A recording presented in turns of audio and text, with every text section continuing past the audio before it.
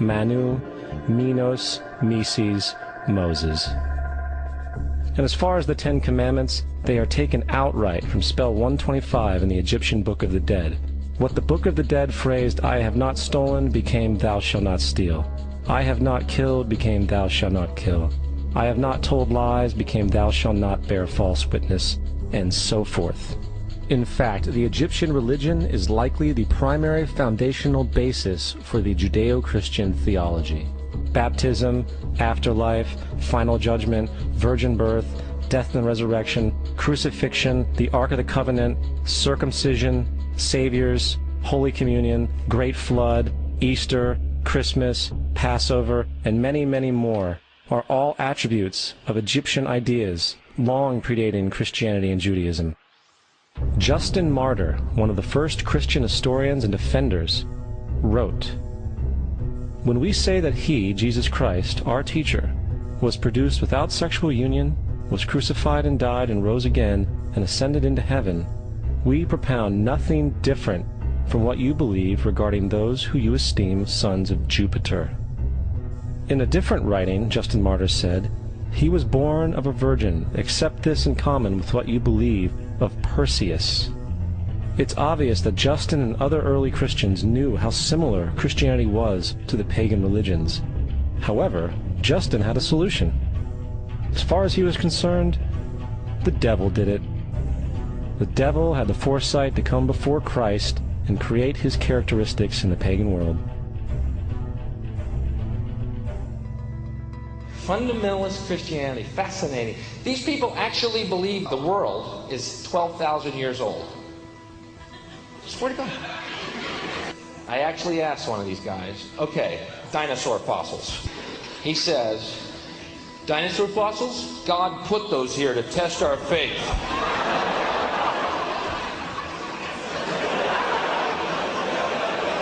I think God put you here to test my faith, dude.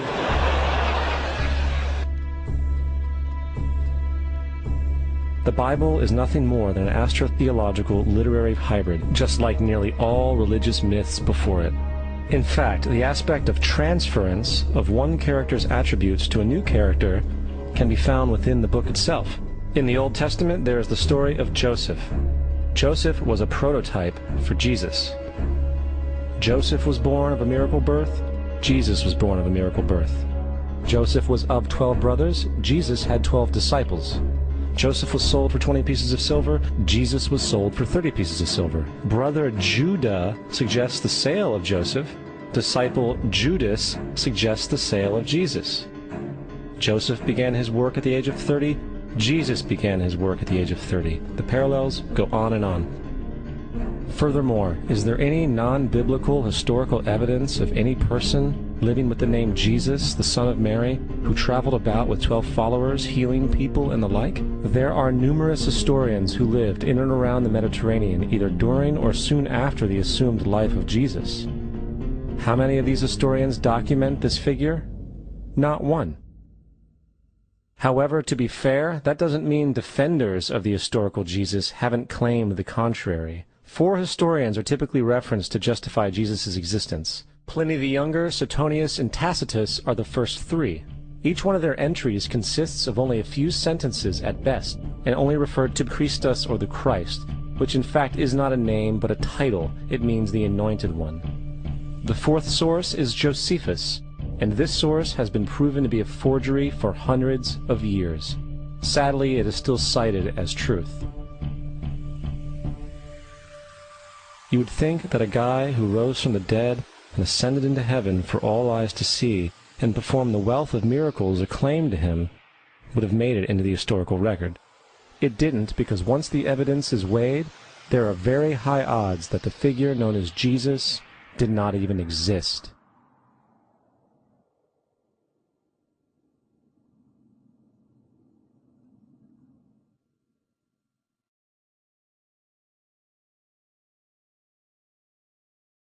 We don't want to be unkind, but we want to be factual.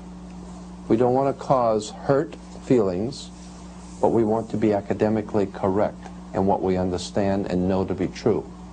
Christianity just is not based on truth. we find that Christianity was in fact nothing more than a Roman story, developed politically. The reality is, Jesus was the solar deity of the Gnostic Christian sect, and like all other pagan gods, he was a mythical figure. It was the political establishment that sought to historize the Jesus figure for social control. By 325 AD in Rome, Emperor Constantine convened the Council of Nicaea. It was during this meeting that the politically motivated Christian doctrines were established, and thus began a long history of Christian bloodshed and spiritual fraud. And for the next 1600 years, the Vatican maintained a political stranglehold on all of Europe, leading to such joyous periods as the Dark Ages, along with enlightening events such as the Crusades and the Inquisition.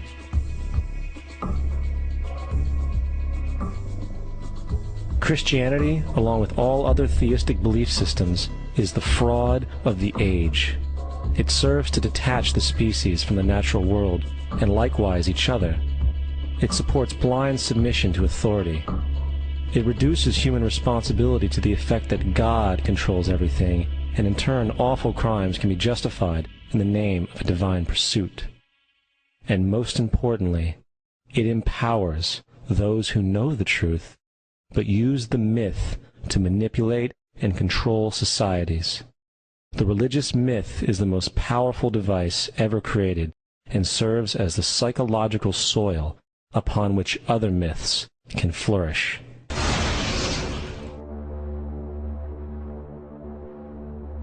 A myth is an idea that, while widely believed, is false. In a deeper sense, in the religious sense, a myth serves as an orienting and mobilizing story for a people. The focus is not on the story's relation to reality, but on its function. A story cannot function unless it is believed to be true in the community or the nation. It is not a matter of debate. If some people have the bad taste to raise the question of the truth of the sacred story, the keepers of the faith do not enter into debate with them. They ignore them or denounce them as blasphemers. It is wrong, blasphemous, and sinful for you to suggest, imply, or help other people come to the conclusion that the U.S. government killed 3,000 of its own citizens.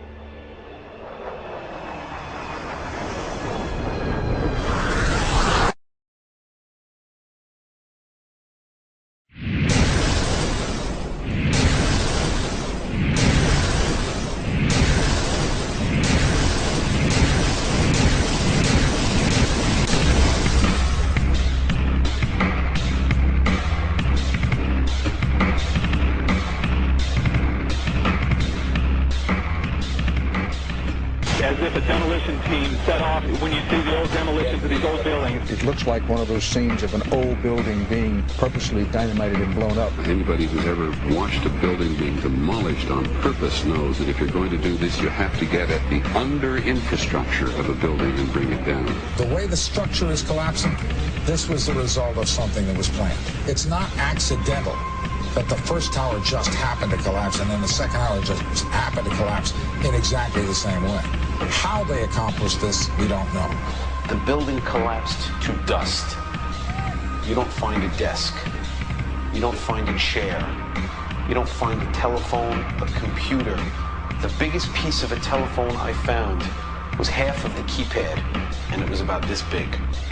What happened to the concrete? The concrete was pulverized from river to river. There was dust powder 2-3 inches thick. The concrete was just pulverized.